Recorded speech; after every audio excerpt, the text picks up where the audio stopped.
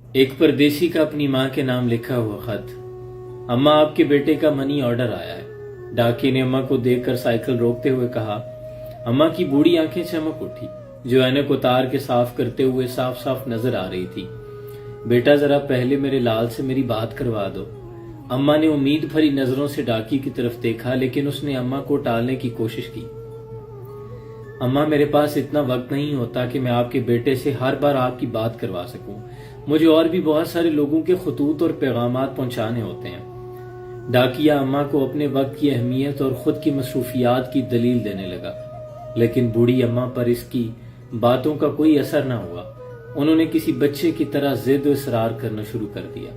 बेटा, बस थोड़ी देर ही की तो बात है, गुफ्तगू करने में कौन सा दिन गुजर जाता है। अम्मा, आप हर बार मुझसे बात करने पर इसरार ना किया करें, मुझे बड़े अफसरान के सामने जवाबदेह होना पड़ता है।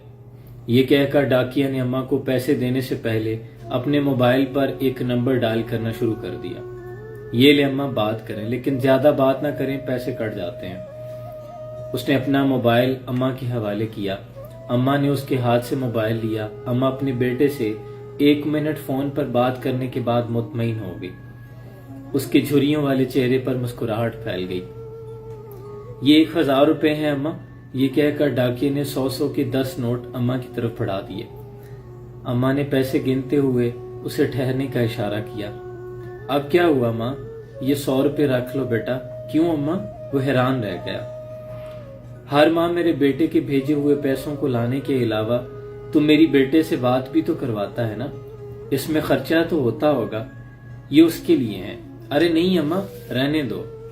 वो लाख इनकार करता रहा, लेकिन अम्मा ने जबरदस्ती 100 रुपए उसकी जेब में डाल दिए और वो वहां से वापस जाने के लिए मुड़ गया। अम्मा, जो अपने घर में अकेली रहती थी, वो भी ढेरों दुआएं देने के बाद अपने मकान के अंदर चली गई। डाकिया वहां से चंद कदम ही आगे बढ़ा था कि किसी ने उसके कंधे पे हाथ रखा। उसने पीछे मुड़कर देखा तो उस बस्ती में उसके जानने वाले का चेहरा उसके सामने था। वो गनी भाई को देखकर हैरान रह गया, जो चाय की दुकान चलाता है। भाई, आप यहाँ कैसे? आप तो अभी अपनी दुकान पर होते हैं। मैं आज यहाँ तुम्हारे पीछे पीछे आया हूँ, मुझे तुमसे कुछ पूछना है। गनी भाई की नजरें डाकिया के चेहरे पर जमी हुई थी। हाँ पूछो भाई। भाई, हर महीने ऐसा क्यों करते हो? मैंने क्या किया भाई? डाकिया गनी भाई की सवालिया नजरों का सामना करते हुए थोड़ा सा घबरा गया। हर माह तुम अपनी जेब से पैसे उस अम्मा को भी देते हो, मुझे भी कहते हो कि मैं उनसे उनका बेटा बनकर फोन पे बात करूं। ऐसा क्यों? मैं बहुत दिनों से मुगालते में हूं, मुझे आज इस पहेली का हल बताओ। गनी भाई का सवाल सुनकर डाकिया कुछ देर तक हिचकिचाता रहा, जैसे अचानक कोई बड़ा झूठ पकड़ा गया हो, लेकिन अगले ही लम्हे उसने वजाहत कर दी। मैं ये पैसे उनको नहीं देता, अपनी माँ को देता हूँ। डाकिया की बात सुनकर गनी भाई हैरान रह गया। मगर ये तुम्हारी माँ कैसे हो सकती है? जहां तक मैं जानता हूँ तुम्हारी माँ का तो इंतकाल हो चुका है। हाँ वही तो बता रहा हूँ। डाकिया गनी भाई की तरफ देखते हुए बोलने लगा।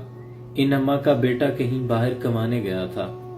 हर माँ अपने अम्मा को 1000 रुपए का मनी ऑर्डर भेजता था, लेकिन एक दिन मनी ऑर्डर के बजाय उसके बेटे के एक दोस्त का अम्मा के नाम खत आया।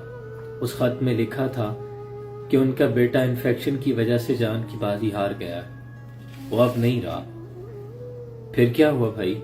गनी भाई का तजस्सुस दुगना हो गया, लेकिन डाकिया ने अपनी बात पूरी कर दी। उन अम्मा को बताने की मुझ में हिम्मत नहीं थी, जो हर माँ रुपयों से ज्यादा अपने बेटे की खैरियत की उम्मीद रखती है। मैं हर माँ उनका मनी ऑर्डर लाता हूँ और तुम्हें उनका बेटा बनाकर बात भी करवा देता हूँ। उनका बेटा तो जिंदा नहीं रहा, लेकिन मैंने एक माँ का भरम जिंदा रखा है। मैं भी अपनी अम्मा को हर माह 1000 रुपए भेजता था, लेकिन जैसा कि तुम जानते हो मेरी माँ का भी इंतकाल हो चुका है। अब अम्मा भी कहाँ है? ये कहकर उस डाकिये की आंखें आंसुओं से भर गई। वही पैसे अब मैं इस बूढ़ी अम्मा को दे देता हूँ, जो अपनी माँ को भेजा करता था, अपनी माँ के साले सवाब की नीयत से। इसलिए मैंने कहा कि वो पैसे मैं अपनी माँ को देता हूँ। डाकिये की बात सुनकर गनी भाई की आंखों में आंसू थे।